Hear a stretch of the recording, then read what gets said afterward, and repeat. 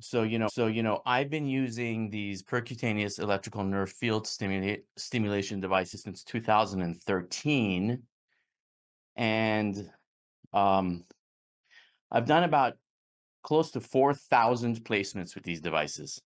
So I've been involved since the very beginning and inception, from Dr. Zelich's P-stim to the NSS to the bridge to the morph. So I've used all various types of these devices, and I've applied them for various conditions, from pain to addiction to neurology to tremor to neurodegenerative to TBI, anxiety, depression, pain. So, I've really seen some really amazing things with these type of devices. And it's just every generation of these devices that come out is a little bit or a lot better than the previous. So, with the current morph device, I've been able to use it more as a tool to kind of hone and customize what I want to do with these patients, because I have such a wide range of demographic of medical conditions and diagnoses that I'm using these for. So I've used them with about a couple of dozen different doctors here in mostly California, from pain to neurology to podiatry to GI. So, I just love the devices, and I think it's important to um, kind of review what the mechanism of action and how these devices work in the brain, the body, the hemodynamic, the cytokine and interleukin, and kind of what they do and how we're getting all these incredible clinical outcomes with you know essentially cranial and brain and cervical plexus nerve stimulation. So I don't know how in depth, Arnold, you want me to go, but I do have some I have a PowerPoint and some slides and stuff like that if you want me to go through them. Go Totally for up it. to Go. I want them to learn. Show them what it's all about. you. Let me see if I can share my screen. Okay. Let me know if you guys can see this.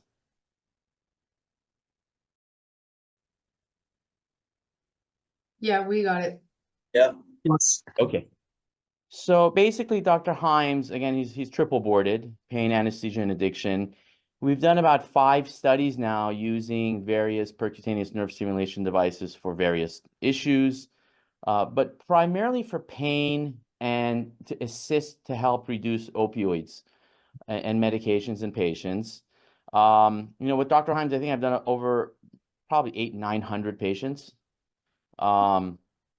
So we did a study way back in 2015, because we were using devices for pain, and we serendipitously found that these devices were helping the patient. And this is back before there was an opioid epidemic.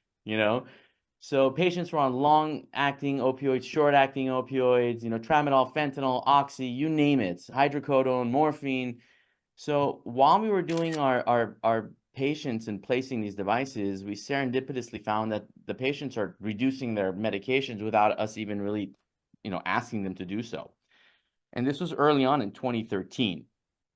So I want to kind of go through. So one of the things is, and I think it's important to realize, is are we stimulating acupuncture points, meridians? Are we doing brain stimulation? What are we doing when we're placing these percutaneous needles and applying an electrical field to them? So when you look at the puker and filler studies, it's pretty evident that we are doing brain stimulation. So the pinna, or the ear, has access to several cranial nerves, cranial nerve 5, 7, 9, 10, and some of the cervical plexus distributions as well. So really what we're doing is, and I think this is important, is that we're not really doing a form of electroacupuncture, because that's a very specific, pinpointed stimulation protocol, where the same template is like superimposed on everybody's ears. Here's Shen Men, here's this, here's that. So this is not what we're doing. I think it's important to reiterate that we are doing cranial nerve stimulation. So the main target with the clinical results that we're seeing is really from the vagus nerve, which can be found in the cymba concha, which is in this area here in the cavity, and then above here in the top of the ear, where in acupuncture is more known as Shenmin. So where you're really doing cervical plexus and cranial nerve stimulation, and that's, I think, is very important to reiterate. The ear is very rich in these cranial nerves, both on the front and the back of the ear. So, and if you look at some of the puker and filler studies, you will see that, sure, in the front, we can get into the vagus nerve, we can get into the great auricular nerve, which is C2, C3, cervical plexus nerve distributions. We can go here by number 5, which is this yellow region, which is trigeminal nerve. And in the back of the ear, we can also hit occipital nerves and vagal nerves and some of the other branches that anastomose in the back. So really, we're doing nerve stimulation with these devices. At the same time, by the way, these nerves really transpose and superimpose on top of each other. So this little slide kind of shows you the percentages of where these nerve distributions kind of anastomose and where they kind of superimpose, and where you can find richer distributions depending on whether in your upper third, the middle third, or the bottom of the ear. And I'm happy to send these over to everybody if you're interested to know where these nerves are. With the nerves, you're also doing arterial stimulation. So as you can see in the front of the ear, by the side of the ear, you have the superficial temporal artery. So you're doing arterial stimulation when you're here by the side of the nerve. And in the back of the ear, when you're placing an electrode and stimulating the back of the ear, you're getting a lot of the posterior auricular artery, which anastomoses and bifurcates in the back as well. So really, this therapy is a combination of cranial nerve stimulation and arterial stimulation. You're helping to tap into the brain and tap into the arterial distributions. And really, that's what we're doing. And that's what helps us get to the brain. It's also important to note that, yes, you can use like an ohm meter to see where there's least resistance, where you're placing your needles. But the most appropriate way to identify where these nerves are and where these arterial distributions are is to use a transilluminator or a flashlight to kind of see where the nerves and the arteries bifurcate and how they flow, because the needles are usually placed between 1 and 1.5 millimeters from like a main capillary. So this is how you tap into the neurovascular bundles and get stimulation to where you need it to be. So the mechanism of action in general is really doing cranial nerve stimulation and arterial stimulation. And by doing this, you're really using these cranial nerves to tap into the brain, using the solitary the nucleus tract to get into the amygdala and other parts of the brain. So what does that do? Why is the brain so important to how we're getting responses to the body? Well, the studies show that there's a few things going on when we stimulate through these cranial nerves. So one is the cholinergic anti-inflammatory pathway, the vagus nerve. So you're getting a systemic anti-inflammatory pathway through the whole body when you stimulate the vagus nerve at the auricular region. Another pathway is the amygdala. So when you're stimulating these nerves and you're stimulating the amygdala, what that does is it basically dampens the part of the brain that's involved with emotion and the associated clinical opioid withdrawal symptoms that people are having. So you're getting into the central nervous system and really modulating the central nervous system and the autonomic nervous system. Another thing that we found out that it does is that it releases all the endogenous opioids. So when you're using these cranial nerves and these arterial pathways to get into the brain and stimulate the brain, you're releasing endorphin, enkephalin, dynorphins. So you're getting an analgesic systemic effect throughout the body, which ameliorates pain, inflammation, and again, some of those attenuating of some of those clinical opioid withdrawal symptoms through the amygdala, the brainstem, the RVM, the PAG, all the parts of the brain that are involved with emotional and physiological and autonomic responses. This is kind of a cool video. Device combines the latest cutting edge. This is kind of a cool device video that shows you how the device takes that electrical pulse and bounces it around through the brainstem, through cranial nerve pathways to these areas of the brain. So if you see when you're starting to stimulate the brain, you start into the brainstem, it goes into the hypothalamus, the periaqueductal gray, you get into the prefrontal cortex, it bounces back to the amygdala.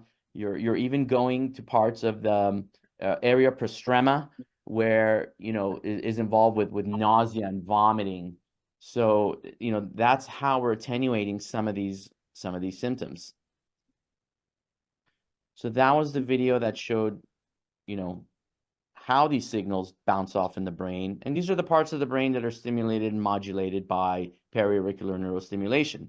Again, starting with the nucleus tractus solitarius, getting to the periaqueductal gray, you're targeting the descending inhibitory response, so you're stopping pain in the spinal neurons, you're getting into the amygdala, the hippocampus, the hypothalamus. So you're really doing, it's almost like doing DBS or deep brain stimulation without, opening the cranium, doing the craniotomy and getting into the brain. Obviously, these are the reward pathways that are involved with withdrawals, the extended reward system, which involves the medial forebrain bundle, the VTA, the amygdala, so the nucleus accumbens. And those are the parts of the brain that are also stimulated, modulating the classic, opioid withdrawal symptoms. This is kind of a picture of the anti-inflammatory pathway of the vagus nerve. And as you know, the vagus nerve is the longest nerve in the body. It controls renal, hepatic, cardiac, respiratory function. So when you're stimulating the vagus nerve, the patient becomes calm, the anxiety goes down, the autonomic system improves, you get vasodilation, you get better blood flow. So those are basically the overview of that. This is the first study that Dr. Himes and I did in 2015.